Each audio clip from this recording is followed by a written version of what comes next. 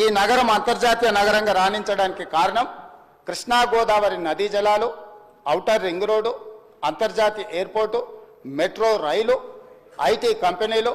Pharma కంపెనీలు, శాంతి భద్రతలను కాపాడడం, మత సామరస్యాన్ని పెంపొందించడం, ఇలాంటి ఎన్నో విధానపరమైన నిర్ణయాలు, కఠినమైన నిర్ణయాలు, రోజుకు 24 గంటలు నిరంతర విద్యుత్తు, ఒక్క నిమిషం కూడా పరిశ్రమలకు విద్యుత్ కోతలు ఉండకూడదు, 100% రోజుకు 24 గంటలు, సంవత్సరానికి 365 రోజులు విద్యుత్తు సరఫరాను నిరంతరాయంగా అందించినప్పుడే ఈ నగరానికి ప్రపంచ స్థాయి పెట్టుబడులు వచ్చి పరిశ్రమలు వచ్చి ఈ నగరం అభివృద్ధి చెందుతుంది. ఇక్కడ చదువుకుంటున్న యువతి యువకులు డాక్టర్లుగా, లాయర్లుగా, ఇంజనీర్లుగా ముఖ్యంగా రాణించాలి అని ఆనాడు ఎన్నో కాలేజీలతో పాటు ఆనాటి ప్రభుత్వం తెచ్చిన ఐఎస్బి కావచ్చు, IIIT కావచ్చు, ఐఐటీలు కావచ్చు, ఇట్లాంటి అంతర్జాతీయ విద్యా సంస్థల్ని తీసుకొచ్చి ఆ సంస్థల్ని పెంపొందించి ఒక క్రీడా స్ఫూర్తిని పెంపొందించాలని క్రీడా స్టేడియంలను కట్టడమే కాకుండా అంతర్జాతీయ స్థాయి క్రీడల్ని నిర్వహించడం ఈ హైదరాబాదు నగరంలో ఆనాడు ప్రభుత్వాలు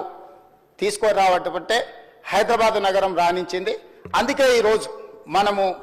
2 లక్షల పైచిలకు కోట్ల బడ్జెట్కు చేరినామంటే ప్రధానమైన ఆదాయం ఇదే. వీటితో పాటు జలయజ్ఞంలో భాగంగా తెలంగాణ రాష్ట్రం ఎడారిగా మారిపోతుంది. ఈ రాష్ట్రంలో సాగునీటిని మొత్తం ప్రతి ఎకరాకు అందించాలన్న ఒక లక్ష్యంతో జలయజ్ఞంలో భాగంగా కల్వకుర్తి కావచ్చు, భీమా కావచ్చు, నెట్టంపాడు కావచ్చు, కోయిల్ సాగర్ కావచ్చు, జూరాల పునరుద్ధరణ కావచ్చు, లేకపోతే RDS ప్రాజెక్టులు కావచ్చు, లేకపోతే శ్రీరామ్ సాగర్ కావచ్చు, శ్రీపాద ఎల్లంపల్లి కావచ్చు, ప్రాణహిత చేవెళ్ళ కావచ్చు, తుమ్మిడిహెట్టి దగ్గర ప్రాజెక్టు నిర్మించడం ద్వారా 38,000 కోట్ల రూపాయలతోని 16 లక్షల ఎకరాలకు నీళ్లు అందించాలి. చేవెళ్ళ ఎక్కడ ఆదిలాబాద్లో తుమ్మిడిహెట్టిలో మొదలుపెట్టిన గోదావరి జలాలను చేవెళ్ళ వరకు వికారాబాద్, తాండూరు, నా నియోజకవర్గం, మీ నియోజకవర్గమైన కొడంగల్,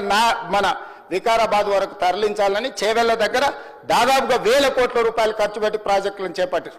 ఆనాడు మనతో పాటు ధర్నాల పాల్గొన్న దురదృష్టవశాత్తు అటుపోయినా చేవెళ్ళ ప్రాంతానికి, వికారాబాద్ ప్రాంతానికి, తాండూరుకు, కొడంగల్కు నీళ్లు తేవాలని ఆలోచన కూడా చేయలేదు.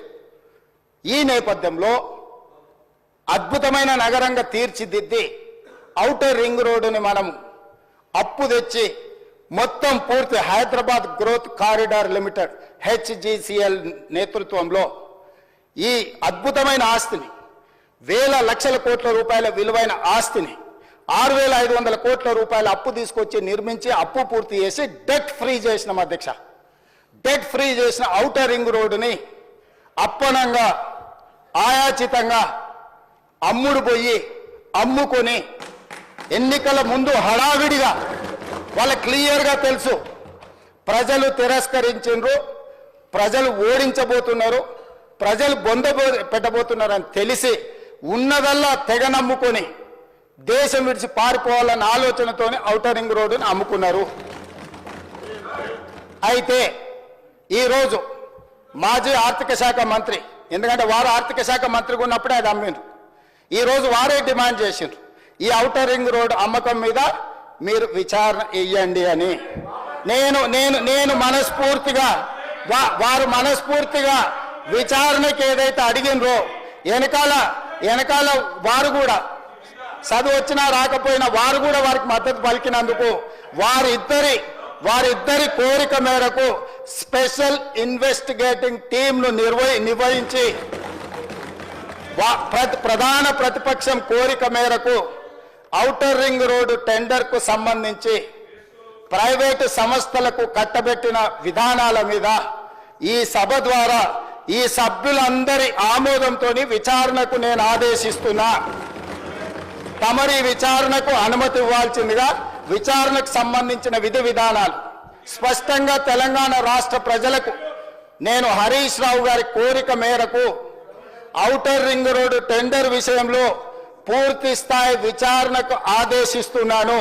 విధి విధానాలను మంత్రివర్గంలో చర్చించి మంత్రివర్గ సహచరుల సూచన మేరకు మంత్రివర్గం యొక్క తీర్మానం మేరకు ఔటర్ రింగ్ రోడ్డు టెండర్ మీద విచారణకు ఆదేశిస్తున్నాం అధ్యక్ష.